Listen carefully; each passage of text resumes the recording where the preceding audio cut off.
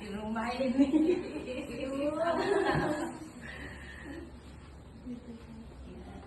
Silahkan duduk ya, langsung aja. Di situ juga. Tahu, jadi pertama ya? Iya, yang kedua. Kita jadi.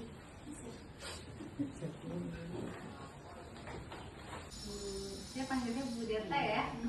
Bu Dirta sesuai dengan perjanjian dan kesepakatan kita kemarin, kita datang lagi hari ini untuk memberikan penyuluhan kesehatan buat ibu dan buat ibunya.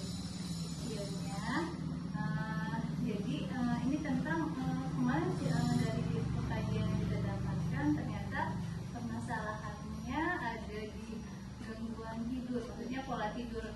Jadi kurang teratur ya Bu ya. Jadi kadang-kadang sulit tidur. Mungkin karena ibu sibuk juga punya dede bayi ya. Dede bayi lagi. Repot ya. Iya. Untuk penyuluhan ini kami minta waktu ibu kurang lebih 30 menit. Nanti kita jelaskan tentang manfaat tidur bagi si kecil itu seperti apa dan cara menangani kalau bila dede kecilnya sulit tidur. Kira gimana Ibu bersedia? Ya. Baik, terima kasih Ibu. Untuk Jawa akan dijelaskan dulu oleh Kak Joti tentang manfaat tidur bagi si Ibu ya. Kenapa Kak? Ini saya mau menjelaskan tentang manfaat tidur sendiri. Memang tidur itu kan merupakan salah satu kebutuhan paling penting untuk manusia, khususnya buat adik, untuk balita, karena tidur sendiri itu pas kita tidur banyak hormon yang bekerja. Jadi ketika kita tidur, otak itu bekerjanya lebih baik. Jadi pada saat tidur, kalau misalnya pada usia balita ya 3-5 tahun ini, dianjurkan untuk tidur sendiri itu 10-13 jam untuk tidur sehari. Termasuk tidur siang, tidur malam, tidur makan itu 10-13 jam paling dianjurkan. Nah, ketika anak tidak tidur, itu maka otaknya lebih cerdas. Dikasih otaknya lebih cerdas, daya ingatnya lebih bagus, terus kemampuan belajar juga lebih baik, mentalnya dan fisiknya juga lebih sehat.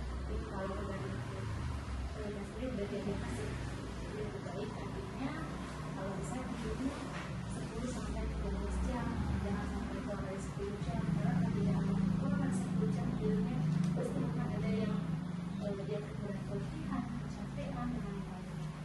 Terus juga iya, normal banget gitu sedikit yang paling dianjurkan. Makanya pada anak usia balita emang tidurnya lebih panjang dibandingkan kita yang dewasa. Karena ketika anak itu masa perkembangan, jadi ketika masa perkembangan itu otaknya harus lebih dicukupkan lagi tidurnya supaya otaknya berkembang lebih baik untuk daya ingatnya, fisik dan kesehatan. Selanjutnya akan digunakan di sini saya akan menjelaskan tentang apa aja sih penyebabnya sehingga adik susah untuk tidur, ya kan? Salah satunya itu pola tidurnya tuh belum tepat gitu. Tadi kan udah dijelaskan sama Kak Joti, kalau tidur itu sampai 10-13 jam. Nah terus ada juga nih kadang teman-temannya mungkin yang sering main kesini, jadi suka terlalu lama main-main, jadi nggak bisa tidur gitu kan. Terus ada gangguan cemas, misalnya adiknya males atau gimana gitu kan. Terus takut misalnya adiknya ditinggal sendirian, takut, jadi dia nggak bisa tidur karena takut tadi. Nah terus itu juga bisa cemas ternyata, nggak bisa cuma dia nggak bisa ngomong aja, belum bisa menyampaikan ya. Belum bisa menyampaikan. Terus kayak makan sama minuman, misalnya minum teh atau enggak makan coklat yang terlalu banyak itu bisa menyebabkan nggak bisa tidur karena terlalu banyak kafeinnya. Nah nanti untuk mengatasinya nanti dijelasin sama teman saya, Kak Sevi ya. Jadi di sini ada beberapa cara Bu untuk mengatasi anak sulit tidur. Yang pertama itu konsistensi pergi tidur dan bangun di waktu yang sama. Ini maksudnya dibikin jadwal aja Bu. Jadi si anaknya itu harus terbiasa tidur, misalkan sesuai dengan jamnya.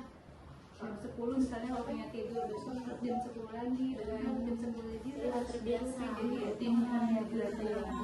Dia otomatis tubuhnya udah ngantuk sendiri pas jam 10 sudah alarm tubuh ya. Itu nanti bisa kalau membiasakan kayak gitu anaknya bisa ini lebih segar Bu. Terus yang kedua itu batasi waktu tidur siang. Jadi tidur siang itu diusahakan jangan terlalu panjang Bu. Soalnya kalau misalkan nanti tidur siangnya itu terlalu lama, nanti pas waktu malam hari tidurnya lagi berangkat lagi kurang tidur. Maksimal berapa jam kalau misalnya pembatasan waktu tidur siang? Karena totalnya harus kurang lebih 10 sampai 13 jam, berarti Bu dari tadi ini bisa berarti kalau malam itu jam 10 sampai jam 5 dia baru dia bangun, berarti sisanya itu bisa dipakai buat tidur siang. Jadi kita cukupkan segitu lah 10 sampai 13 jam. Terus yang ketiga itu ciptakan ritual khusus sebelum anak tidur. Nah di sini maksudnya luangkan waktu tidur untuk persiapan tidur itu selama 90 menit sebelum tidur Bu. Nah misalkan jika orang tua tahu anak harus tidur jam 8 malam, berikan apapun aktivitas itu. Jadi untuk aktivitas untuk melancarkan aktivitas tidurnya itu nanti biar enak mengalami.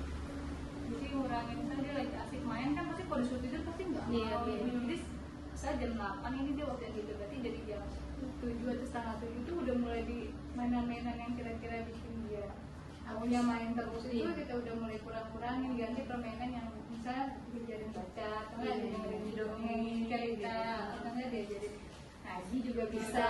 Iya jadi di 90 menit sendiri jangan sampai udah jam 8 belum jam 8 aja deh masih main deh aja, jangan kayak gitu. Jadi kasih jeda supaya mainannya diganti dengan sesuatu yang akhirnya dia bisa ngantuk gitu. Karena kalau kita misalnya mainnya HP itu kan ganggu banget ya, konsentrasinya kan akan gak ngantuk-ngantuk. Jadi anak malah sama, apalagi yang menarik gitu, dia yang tadinya ngantuk bisa jadi nggak tambah ngantuk kayak gitu. Kalau anak itu kan kalau misalnya kalau nggak kayak kita jam 9 tidur kita langsung tidur. Padahal anak itu perlu waktu ya Bu. Iya perlu waktu. Jadi nggak bisa langsung jam 9 langsung tidur kayak gitu. Kalau yang terakhir itu buat kamar tidur hanya untuk tidur Bu. Maksudnya di kamar tidur itu jangan ada mainan sama sekali, jangan ada istilah edukasi untuk si dedeknya. Kalau tempat tidur itu hanya untuk tidur. Jadi biar si dedeknya itu nggak berfokus sama apapun, jadi dia langsung fokus dengan sebaiknya mah kalau di kamar jangan ada TV ya. Kalau anak zaman sekarang saya suka ada TV, justru itu yang buat anak zaman sekarang itu malas tidur itu kan karena kalau nggak HP TV ya. Nah, untuk selanjutnya nanti untuk kebiasaan sebelum tidur nanti dijelaskan oleh Oke, di sini saya akan sedikit menjelaskan apa saja sih Bu kegiatan yang bisa dilakukan sebelum tidur pada anak, khususnya pada anak yang insomnia. Yang pertama itu ciptakan kamar tidur yang nyaman. Maksudnya itu ibu bisa rapin kamarnya, didesain sesuai dengan kriteria anak, kayak dibikin wallpaper gitu ya Bu, biar anak yang nyaman. Terus tetap jadwalkan tidurnya sesuai jadwal yang tadi sudah dijelaskan ya Bu ya. Terus selanjutnya bisa melakukan rutinitas sebelum tidur, contohnya bisa diajak didongengin gitu Bu, maksudnya dikasih bacaan buku, gitu, ngobrol sampai anaknya bisa merasa ngantuk gitu. Seperti itu lah Bu, sedikit pemahaman tentang beliau. Kira-kira ada yang mau ditanyain Bu? Mungkin mulai saya praktekkan aja kali ya untuk beberapa tips tadi ya, memang banyak sekali tipsnya ya, alhamdulillah. Jadi dengan pola adik yang masih tidurnya malam gitu, jadi nanti saya coba terapkan dengan beberapa misalnya persiapan sebelum tidur dengan pengkondisian yang misalnya di kamarnya nggak boleh ada TV, pencahayaan, ventilasi, nanti saya coba mulai terapin. Misalnya nanti di step-step penerapannya nanti saya butuh konsultasi, nanti bisa juga ya nanti kan ada masukan, misalnya saya bingung nih harus kemana, perlakuannya, misalnya setelah dengan durasi 90 menit kok adik kayaknya dia masih aktif nih gitu, nanti gimana penanganannya nih gitu, terus permainannya seperti apa yang misalnya harus mulai dikurangin di menit keberapa gitu, nanti saya bisa ya minta waktunya. Tapi sebelumnya ibu sudah menerapkan kayak suka bacain dongeng. Iya. Cuma memang karena apa ya, sibuk sih ya, nggak cuma ngurusin ini, jadi memang di sini semuanya ada baik. iya, jadi terbagi gitu. Iya Bu Teta, tadi udah kita jelaskan tentang manfaat tidur dan cara menangani tidur yang baik buat diri biar tidurnya tercukupi. Selanjutnya akan dijelaskan juga tentang tumbuh kembang anak. Jadi maksudnya di sini tumbuh kembang anak itu kalau usia dede ini kira-kira kalau usia segini udah bisa apa aja ya gitu. Harusnya dia udah bisa stimulasinya apa ya gitu. Jadi kalau misalnya belum, nanti bisa diajarin tuh sama ibu, oh nih kayaknya udah belum bisa yang ini gitu. Jadi udah mulai dari sekarang merangsang balita untuk bisa melakukan hal-hal dan kegiatan-kegiatan yang nanti akan merangsang kecerdasan otaknya. Akan dijelaskan oleh Pak Arif. Silakan Pak Arif. Ya, Ibu dan Dede, ini kita akan menjelaskan tentang tumbuh kembang anak ya Ibu. Untuk usia adiknya ini kita digolongkan menjadi 2 tahap. Yang pertama 1,5 tahun sampai 2 tahun, yang kedua 3 tahun sampai 4 tahun. Nah, apa aja sih yang harus bisa sama adik ini ketika nanti adiknya tumbuh kembangnya baik? Yang untuk 1,5 tahun sampai 2 tahun itu, yang pertama mulai mampu berlari, lalu mampu menunjukkan kesenangan dan kesedihan lewat suara, lalu minum dan dari cangkir, makan menggunakan sendok, lalu kosakata meningkat hingga 15-50 kata, lalu melempar dan menendang bola, lalu membuka pakaian sendiri, lalu menyusun balok hingga 6 susun, bermain dengan mainan. Nah, itu untuk 1,5 tahun sampai 2 tahun ya Ibu. Nah, untuk usia dedenya sendiri itu sudah masuk di 3-4 tahun. Nanti untuk persiapan juga itu sudah bisa berpakaian sendiri, mengendarai sepeda roda 3, mampu menerima instruksi, bisa menyanyi lagu sederhana, mampu membuka dan menutup resleting, lalu belajar menggunakan sendok dan garpu, lalu kosakata hingga 1000 kata, bisa diajari kemandirian. Nah, itu untuk tumbuh kembang normal di fase adiknya ya Ibu. Dibaliknya Pak? Dibaliknya. Stimulasinya. Nah, untuk stimulasinya ya, bayi usia 2-3 tahun itu yang pertama itu ada membiasakan anak untuk mulai beribadah sesuai dengan ajaran. Lalu membiasakan anak dengan 3 kata ajaib, maaf, terima kasih, dan permisi. Terus dan kapan penggunaannya kita harus nanti diajarkan ya Bu.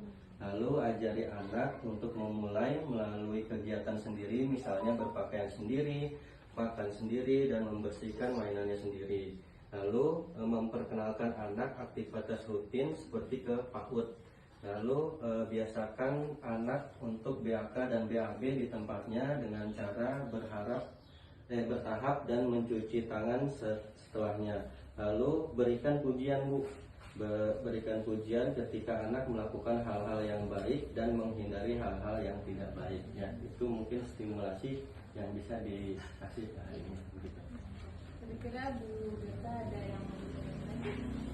Paling untuk perkenalan PAUD ya itu durasinya paling seminggu berapa kali, cuma hanya di perkenalan untuk sosialisasi aja kali ya.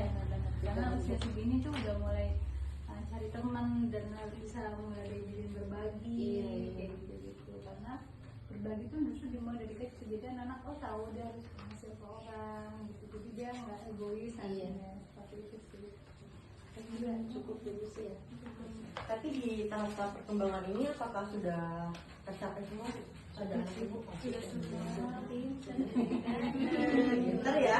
Hebat! Hebat! Terima kasih banget. Oke, dari kita cukup sekian kayak udah 30 menit juga. Terima kasih banyak atas waktunya Ibu. Mudah-mudahan kedepannya jadi semakin sehat. Videonya juga jadinya teratur sesuai dengan waktunya. Terima kasih banyak juga semuanya ya. Ya, sebelum dan sesudahnya saya mohon maaf. Terima kasih ya Bu. Assalamualaikum warahmatullahi wabarakatuh. Terima kasih ya Ibu. Terima kasih.